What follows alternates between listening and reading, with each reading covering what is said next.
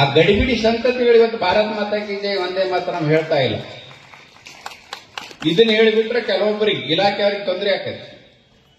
ಇದು ಸತ್ಯವಾದಲ್ಲೂ ಹಂಗಾರ ಒಂದೇ ಮಾತ್ರ ಮಾಡಿಸಿರಪ್ಪ ಕಾನೂನುಬದ್ಧವಾಗಿ ಕಾನೂನು ಮಾಡ್ಬೇಕಾಗಿತ್ತಲ್ಲ.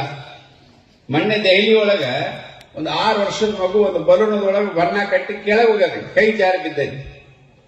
ಕೈ ಜಾರಿ ಬಿದ್ರೆ ಅಲ್ಲಿ ಹೋಗಂತ ಹೆಣ್ಮಗಳು ಬುರ್ಕಾ ಹಾಕೊಂಡು ಹೋದಕ್ಕೆ ಏನ್ ಅಸಲಿ ಮುಸಲ್ಮಾನ್ ಅಲ್ಲ, ಕನ್ವರ್ಟ್ ಆಗಿದ್ ಲವ್ ಜಿಹಾದೊಳಗೆ ಒಂದಿಷ್ಟು ಬಣ್ಣ ಸಿಡಿತೈತೆ ಆಕಿ ಬುರ್ಕಾ. ಆಕಿಗೆ ಯಾಕೆ ಬಣ್ಣ ಸಿಡಿಸಿದಿ ಅಂತೇಳಿ ಬಂದ ಅವ್ನು ಬಡದು ಕೊಲೆ ಮಾಡ್ತಾರ. ಆ ಕುಟುಂಬದ 24 ವರ್ಷದ ಹುಡುಗನ ಬಡದು ಕೊಲೆ ಮಾಡ್ತಾರ. 7 ಮಂದಿ ಕೂಡಿ 7 ಮಂದಿ ಯಾವ ರೀತಿ ಬಡಿತಾರ ಅಂದ್ರ ಬಡೀಗಿ ಎಲ್ಲಾ ತಗೊಂಡ್ ಬಡಿತಾರೆ, ಡೊಕ್ ಓದಿತಾರೆ, ಸಾಯುತನ ಬಿಡುದಿಲ್ಲ. ಆ ಹೆಣ್ಮಗಳು ಯಾರು ಹಿಂದೂ ಹೆಣ್ಮಗಳನ್ನ ಕನ್ವರ್ಟ್ ಆದಕ್ಕೆ ಲವ್ ಜಿಹಾದೊಳಗೆ.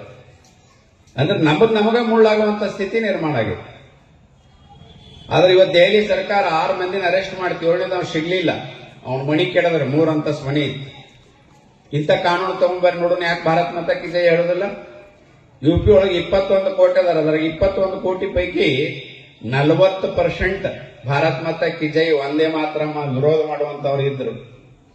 ಒಬ್ಬ ಸನ್ಯಾಸಿ, ಭ್ರಷ್ಟಾಚಾರ ಇಲ್ಲದಂತ ಒಬ್ಬ ಸನ್ಯಾಸಿ ಯೋಗಿ ಮುಖ್ಯಮಂತ್ರಿ ಆದ್ಮೇಲೆ ಎಲ್ಲ ಸರಿಯಾಗಿದೆ. 40% ಇದ್ರು ಸುಮ್ಕೊಂಡು ಸರ್.